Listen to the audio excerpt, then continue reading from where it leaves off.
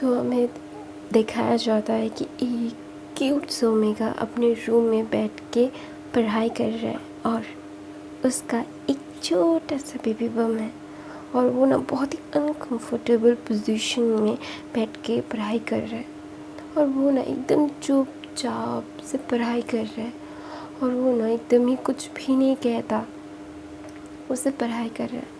और अचानक से ना उसको बैक पेन और उसका टमी, जो छोटा सा टमी है, वो ना थोड़ा सा दर्द करने लगता है।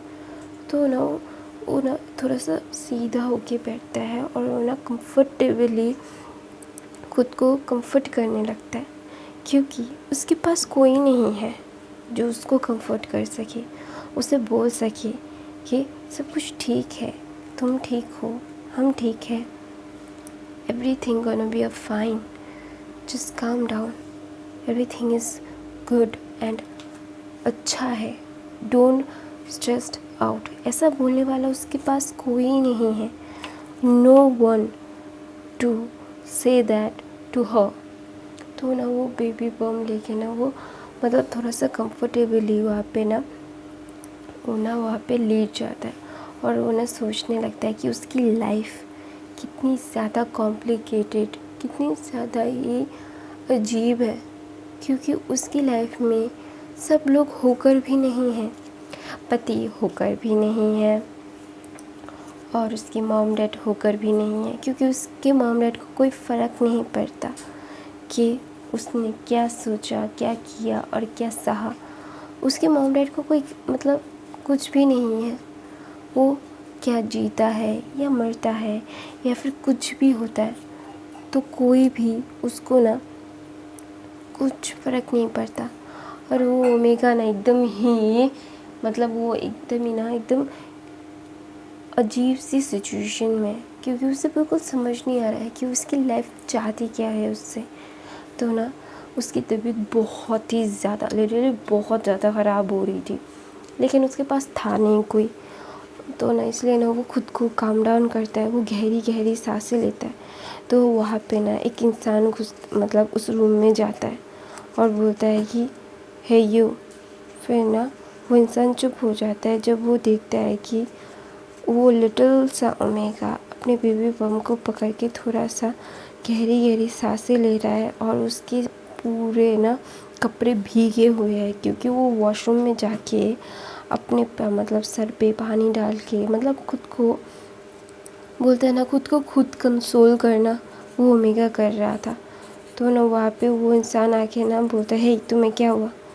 तो ना वो ओमेगा बोलता है कुछ नहीं, क्या कुछ काम था आपको, क्या मैं क्या कुछ आपके लिए कर सकता हूँ। वो ना बहुत गहरी गहरी सांसें ले रहा था, लिटरली बहुत ज़्यादा गहरी गहरी सांसें। उसे देख के लग रहा था कि उसकी तबीयत ख़राब है, उसकी तबीयत अच्छी नहीं है। तो ना बोलते नहीं नहीं नहीं कुछ भी नहीं। तो बोलते वो ओमेगा बोलता है नहीं, अगर आपको कोई काम है तो मुझे बताओ, आप मुझे बताओ आपको कोई काम है क्या। तो बोलते नहीं मुझे कोई काम नहीं है। तो बोलता है तो आप यहाँ पे क्या कर रहे हो। वो गहरी गहरी सांसें लेके ही बोल रहा था। तो ना वो ओमेगा बोलता है कि आपको कुछ चाहिए क्या, मैं कुछ हेल्प कर सकता हूँ आपका। तो बोलता है नहीं नहीं चाहिए, लेकिन तुम्हारी तबीयत। तो बोलता है नॉट मैटर, वो मैटर नहीं करता, आपको कोई कुछ चाहिए होगा तो बोल दीजिएगा। ऐसा बोल के ना वो ओमेगा बोलता है आप जी जाइए। तो ना वो इंसान बोलता है कि तुम प्रेग्नेंट हो और तुम्हें ऐसे गीला नहीं होना चाहिए, तुम्हें कपड़े चेंज कर लेने चाहिए। तो ना वो ओमेगा बोलता है मैं कर लूँगा, आपको ज़्यादा चिंता करने की ज़रूरत नहीं है, आप जाओ। ऐसा बोल के ना वो ओमेगा उस कमरे से उस इंसान को बाहर फेंक देता है। तो ना वो इंसान सोचने लगता है कि क्या हमने उससे बहुत ही ज़्यादा ही पुश कर दिया ये सब करने के लिए, क्या हमने उसकी लाइफ को हेल बना दिया। अगर उसे नहीं चाहते तो उसको इस दुनिया में नहीं लाते, ऐसा उसके साथ करने की ज़रूरत थी नहीं। तो ना दूसरी तरफ से वो ओमेगा ना मतलब अपना सर पकड़ के, उसकी तबीयत इतनी ख़राब हो रही थी कि वो लिटरली बहुत ही ज़्यादा अजीब फील कर रहा था। तो ना वो अपने कमरे से बाहर आता है और किसी को फ़ोन करता है और बोलता है क्या क्या तुम मेरी थोड़ी सी हेल्प कर सकते हो? तो ना दूसरा इंसान बोलता है, क्या हेल्प चाहिए तुम्हें, क्या हो रहा है, तुम ऐसे बातें क्यों कर रहे हो? तो बोलते हैं, प्लीज़ तुम आ सकते हो, मुझे ना सांस लेने में बहुत तकलीफ़ हो रही है, मैं ना अभी सांस ले नहीं पा रहा हूँ, मेरी तबीयत बहुत ख़राब है, मैं अपने नज़र के सामने कुछ अच्छे से दिखाई नहीं पड़ रहा है मुझे। ऐसे बोल के ना वो इंसान बोलता है, दूसरे फ़ोन पे इंसान बोलता है, विंग क्या हुआ तुम्हें? बोलते हैं, हाँ ये विंग था, जो अपना छोटा सा बेबी बन देखिए, बहुत ही गोलू मोलू सा एकदम क्यूट सा बेबी बन के एक बेबी ने एक दूसरे बेबी को कैरी किया है, ऐसा लग रहा था। वो बहुत क्यूट लग रहा था, लेकिन उसकी तबीयत उतनी ही ख़राब थी। तो ना वो बोलता, नहीं हुसैन प्लीज़, क्या तुम मेरी मदद करोगे? तो ना वो बोलता है, मतलब वहाँ पे नहीं हुसैन बोलता है, मैं आ रहा हूँ, अभी आ रहा हूँ, मुझे 5 मिनट दो।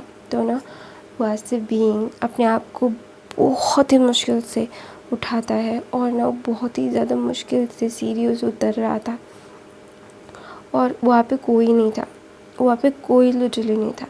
तो ना वो कमरे से बाहर आता है, कमरे से बाहर आने के बाद ना वो सीढ़ी से उतरते उतरते सेकंड फ्लोर में उतरता है, फिर एकदम ग्राउंड फ्लोर पे उतरता है। उतरने के बाद ना वो मेन डोर से बाहर आता है और बहुत उसकी तबीयत ख़राब हो रही थी, लिटरली उसको बहुत ही ज़्यादा अनकंफर्टेबल फील हो रहा था। उसको बैक पेन, उसको टमी में पेन, उसके सर में पेन, उसके हार्ट में pain, every single thing is just pain for him. तो ना वो बाहर आता है, तो ना 5 मिनट के बाद उन्नी हुसैन वहाँ पे गाड़ी लेके आता है और वो ना दौड़ के गाड़ी से बाहर आता है। तो ना विंग जाके नन्ही हुसैन को गले लगा लेता है और वहीं पे बेहोश हो जाता है। तो नन्ही हुसैन उसको हॉस्पिटल लेके जाता है और हॉस्पिटल में डॉक्टर्स उसको बोलते हैं कि उसकी ऐसी मेडिकल हालत में वो प्रेग्नेंट है और ये वीक ओमेगा है और फिर भी उसको ऐसे मतलब इतनी देर से लाने की वजह क्या है? तो बोलते हैं वो अकेला है, उसके पास कोई नहीं है डॉक्टर। तो मैं था, तो मैं जब पहुंचा तब वो इसकी हालत ऐसी हो गई। तो बोलता है अभी तो हम दोनों ने की जान बचा चुके हैं, अगर दूसरी बार ऐसा कुछ होता है तो हमको नहीं लगता कि उन दोनों में से दोनों को ही बचाना बहुत मुश्किल हो जाएगा, हम किसी को भी नहीं बचा पाएंगे। तो नन्ही हुसैन अपना सर हाँ में हिलाता है। हिलाने के बाद ना वहाँ पे नन्ही हुसैन विंग के पास जाता है। तो ना वहाँ पे दूसरी तरफ से एक इंसान पागल की तरह वहाँ पे किसी को ढूंढ रहा था। हाँ, हमारे विंग को उसके कमरे में ढूंढ रहा था, वहाँ पे कोई नहीं था। तो ना वहाँ पे ना वो इंसान बोलता है विंग कहाँ पे है? तो ना जो इंसान उसके कमरे में गया था उसका नाम था चैंग चैन। हाँ, उसका भाई था, विंग का भाई। लेकिन उसने बोला कि मैंने देखा था उसकी तबीयत ख़राब हो रही थी, शायद वो हॉस्पिटल गया होगा। तो ना वहाँ पे वो अल्फ़ा के उसका कॉलर पकड़ लेता है और बोलता है तो मुझे फ़ोन क्यों नहीं किया तुम लोगों ने? तो बोलता है मुझे नहीं लगा कि तुम्हें फ़ोन करना चाहिए लैंसन, तुम्हें कोई फ़र्क नहीं पड़ता कि वो मरे या जिए। इवन कि यहाँ पे किसी को भी फ़र्क नहीं पड़ता कि वो मरे या जिए, उसकी लाइफ है, वो जो चाहे वो कर सकता है। ऐसा बोल के ना वहाँ पे मतलब जैंग चैन वहाँ से चला जाता है। तो सब लोग बोलते हैं लैंसन क्या हुआ, उसे क्यों ढूंढ रहे हो, क्या कुछ प्रॉब्लम है, क्या डिवोर्स पेपर साइन करवाने हैं? तो वहाँ पे मैडम यू और मैडम लैन ये दोनों ही एक साथ बोलते ये। तो ना लैंसन बोलता है हाँ नहीं, मुझे उससे बात करनी थी कुछ ज़रूरी। तो मैडम यू बोलती है जब वो आ जाएगा तो कर लेना, अगर तुम उसे छोड़ना चाहते हो तो उसको बोल देना, उसको पेपर्स दे देना, वो साइन कर देगा। तो ना वहाँ पे ना लैंसन सिर्फ डन फॉर्डली अपनी आंटी को देख रहा था कि कोई इंसान, कोई माँ ऐसी कैसे हो सकती है, कोई माँ अपने बच्चे के साथ ऐसा कैसे बिहेव कर सकती है कि वो कोई सौतेली माँ भी ऐसा ना करे। लेकिन विंग की सच में ही वो माँ थी, लेकिन विंग की उनको कोई चिंता नहीं थी। उन्हें सिर्फ चिंता थी जो अपने हस्बैंड के बिज़नेस की, उनके हस्बैंड के पैसों की, उनके बेटे की मतलब फ्यूचर की, उनकी बेटी की फ्यूचर की। विंग की उनको कोई भी मतलब नीड नहीं थी। हमेशा से विंग को उन्होंने यूज़ किया है जो वो चाहती थी। तो ना वो विंग को ना मतलब बहुत ही ज़्यादा ही गलत तरीके से ट्रीट करती है। तो ना वहाँ पे विंग की ग्रैंडमा आती है और सबको ना बहुत ही ज़्यादा ही ब्रूटली सबको थप्पड़ मारती है और बोलते हैं कि वो बच्चा था, उसको ऐसे यूज़ किया तुम लोगों ने। हाँ, इससे अच्छा था तुम उसको जन्म ना देती, तुम मार देती। ऐसा बोल के वो मैडम यू के पास जाती है और बोलती है, खुदा ना करे किसी के बच्चे को तुम जैसी माँ मिले। अगर तुम जैसी माँ मिले तो वो माँ होकर भी अनाथ है। ऐसा बोल के वो दादू वहाँ से चली जाती है क्योंकि वो विंग को ढूंढना चाहती थी। तो ना पीछे पीछे लैंसन भी उसके दादू के साथ आता है। तो दादू के साथ आने के बाद ना वो दादी को बोलता है, दादी आप, तो बोलते हैं तुम्हें आने की ज़रूरत नहीं है लैंसन। तो लैंसन बोलते हैं, दादी प्लीज़ मुझे थोड़ा सा बात नहीं करना चाहेंगी आप मुझसे। तो दादी बोलती है, नहीं मुझे तुमसे कोई बात नहीं करनी। फिर बोलता है, क्या आप मुझ पे गुस्सा नहीं हो? तो बोलते हैं, नहीं मैं तुम पे गुस्सा नहीं हूँ, मैं खुद पे गुस्सा हूँ। मैंने क्यों नहीं रोका था? मैंने विंग की ज़िंदगी ऐसे बर्बाद होने दी, क्यों? मुझे खुद नहीं पता। ऐसा बोल के ना वहाँ से चली जाती है। और दूसरी तरफ से मैडम लैन और मैडम यू को तो कोई फ़र्क ही नहीं पड़ता, लेकिन वहाँ पे ना जियांग चैन अपनी गर्लफ्रेंड को लेके आता है। बोलते हैं, मॉम मेरी गर्लफ्रेंड है ये वेंचिंग, मैं इसके साथ शादी करना चाहता हूँ, मैं शादी करना चाहता हूँ। तो बोलता है, मैं इसको अलाउ नहीं करता। तो वेंचिंग बोलते हैं, क्या तुम अपनी मॉम की वजह से मुझे छोड़ दोगे जियांग चैन? तो जियांग चैन बोलता है, आर यू क्रेज़ी? मैं तुम्हें क्यों छोड़ूंगा इनकी वजह से? ये कौन है? ये मेरी लाइफ को डिसीजन नहीं ले सकती। मैं अपनी लाइफ के डिसीजंस खुद लेता हूँ और मैंने ले लिया है कि तुम मेरी ओमेगा हो तो हो, और ये फैक्ट कोई भी चेंज नहीं कर सकता, लिटरली कोई भी नहीं, और मैं किसी को करने भी नहीं दूँगा।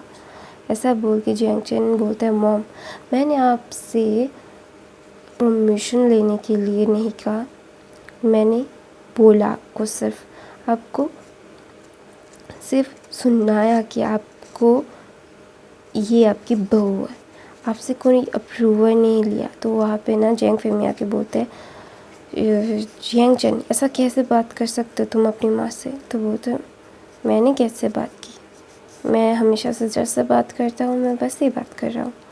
तो बोलते हैं, जियांग चैन बोलता है कि मुझे इन सब मेलो ड्रामा में नहीं पड़ना है। मैं विंग नहीं हूँ जो आप लोग जो बोलोगे मुझे पैसों के लिए बेच दोगे और मैं खुद को बेचने दूँगा। I am not wing dad. तो विंग गधा था, मैं नहीं। तो वहाँ पे ना जियांग चैन अपनी गर्लफ्रेंड को लेके वेंचिंग को लेके वहाँ से चला जाता है। तो वहाँ पे ना जियांग फेमिया बोलते, ये लड़का क्या बोल के गया? तो बोलते कुछ नहीं, इग्नोर करो।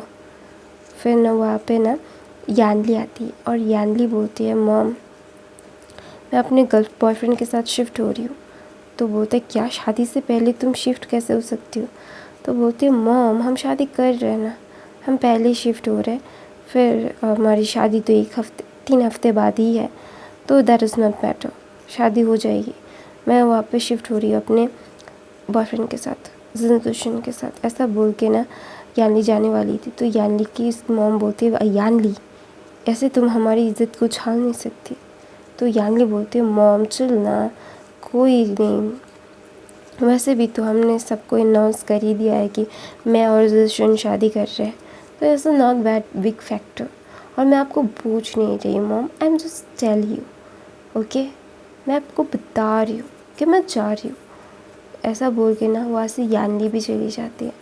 तो ना वहाँ पे बोलते हैं कि क्या हमें छोड़ के हमारे बच्चे जा रहे हैं? तो बोलता है, वहाँ पे ना मैडम लैन बोलती है कि आप लोग क्या कर रहे हैं?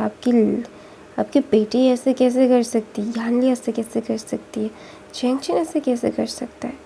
और दूसरी तरफ से मैडम लैन ना बहुत ही ज़्यादा घबरा जाती है कि उनके बच्चे उनके साथ ऐसा करेंगे तो वो मर जाएंगी। उनके बच्चे के अलावा उनके पास कुछ नहीं है, ना उनको पैसे मैटर करते हैं या फिर कुछ, उन्हें सिर्फ अपने बच्चे मैटर करते हैं। और अपने बच्चों को वो कभी भी अपने से दूर करना ज़िंदगी में नहीं चाहेंगी। तो वहाँ पे ना मैडम लैन बहुत डर जाती है। तो दूसरी तरफ से विंग को 6-7 में घंटे बीत गए थे कि विंग की कोई भी खबर नहीं थी। उसकी दादी बहुत ही ज़्यादा परेशान हो रही थी। तो ना उसकी दादी किसी को फ़ोन करती है, बोलती कि तुम्हारे साथ है। तो ना उसकी दादी को मतलब बोलता है कि हाँ वो मेरे साथ ही है, आप चिंता मत कीजिए, आप आराम कीजिए, फिर मैं कल सुबह आपको बोल दूँगा कि वो कब पे है। तो ना वो दादी मतलब रिलैक्स हो जाती है कि वो न्यू हसन के साथ है तो कोई प्रॉब्लम नहीं है। दूसरी तरफ से 8 घंटे के बाद विंग को होश आता है। तो ना विंग बोलता है मुझे जनरल वार्ड में शिफ्ट करो, नॉर्मल वार्ड में। तो बोलता है क्यों? फिर बोलता है विंग बोलता है मैं एक्सपेंसिव वार्ड मतलब मैं अफोर्ड नहीं कर सकता न्यू हसन। तो न्यू हसन बोलते हैं क्यों, मैं भी कर दूँगा, इस तुम्हें कुछ करने की ज़रूरत नहीं है विंग। और मैं बता दूँगा इस न्यू हसन एक ओमेगा है, वो एकदम अल्फ़ा नहीं है।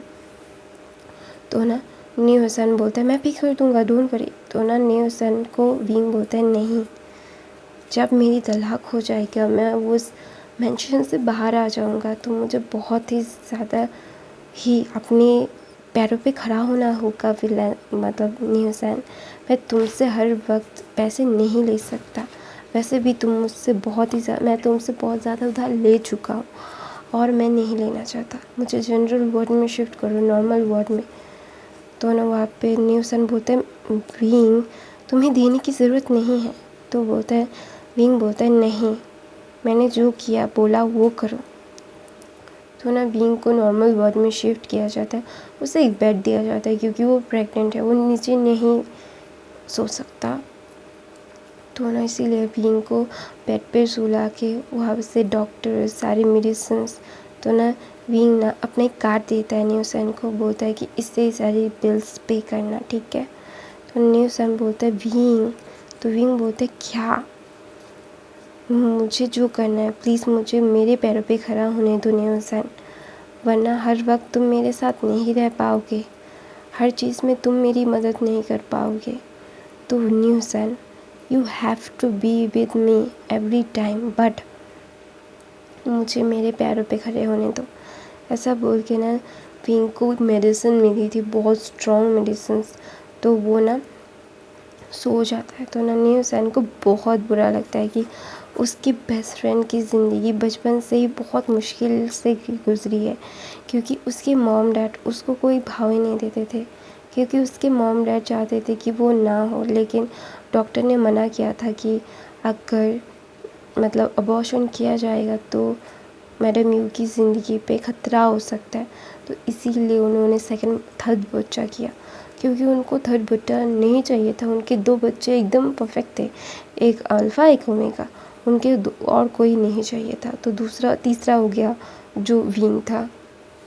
तो विंग को ना कभी भी वो लाड प्यार कुछ भी नहीं मिला। और विंग और लैंसन की फैमिली एक साथ रहते हैं, क्योंकि विंग और लैंसन की ग्रैंड मदर सेम है, और उसकी ग्रैंड मदर मतलब जियांग फैमिया और लैनकुरन एक ही मतलब है, लेकिन उनके सरनेम्स अलग अलग है, क्योंकि किसी ने मॉम का अडॉप्ट किया है, किसी ने पापा का। तो इसीलिए तो ना जियांग फैमिया ना बहुत ही ज़्यादा ही लो फील कर रहे थे, क्योंकि उनके बच्चे उनको छोड़ के जा रहे थे। और जो बच्चा उनको हर बात पूछता कि आप कैसे हो, क्या चाहते हो, उसकी हर बात मानता था, उस बच्चे को ही उन लोगों ने कभी भी प्यार नहीं किया।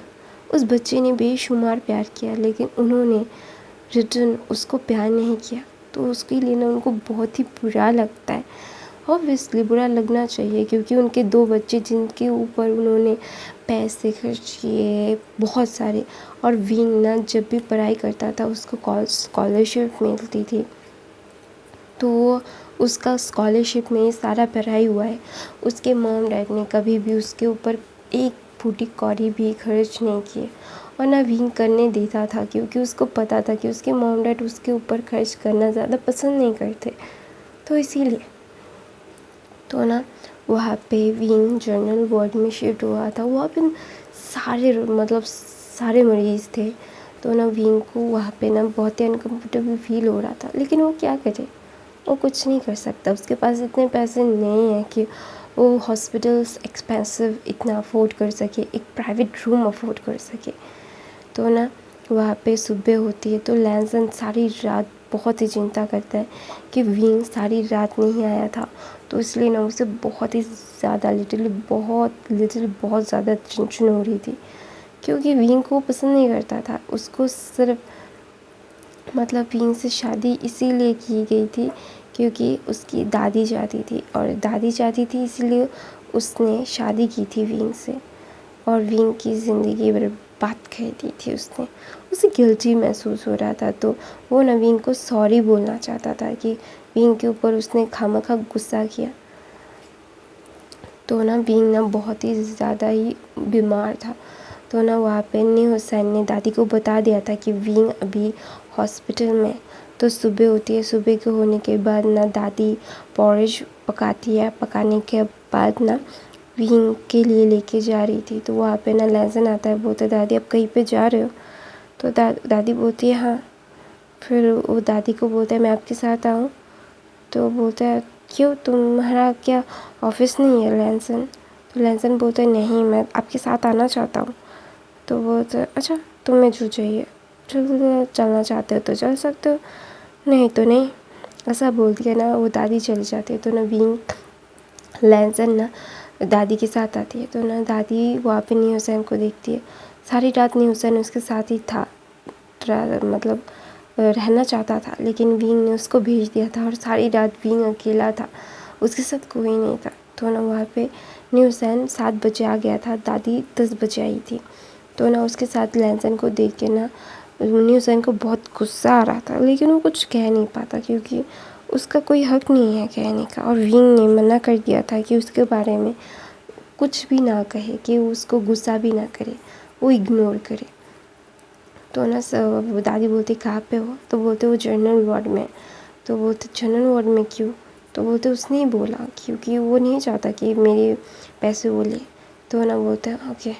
फिर ना वहाँ पे नी हुसैन, दादी और लैंसन जाते हैं। तो ना देखते हैं कि विंग ना बहुत ही क्यूटली तरीके से वहाँ पे सो रहा है, और ना सारे जनरल वार्ड में कैसा होता है ना वैसा था। तो ना वो देख के दादी को बहुत बुरा लगता है कि उसके पोते का ऐसी हालत है। तो मैं अपनी कहानी ये पे ख़त्म करती हूँ। ये 2 शॉर्ट फैन फिक्शन होगा और इसका और एक पार्ट आएगा, फिर ये ख़त्म है। और गाइस आप लोगों को ये 2 शॉर्ट फैन फिक्शन कैसी लग रही है मुझे ज़रूर कमेंट करके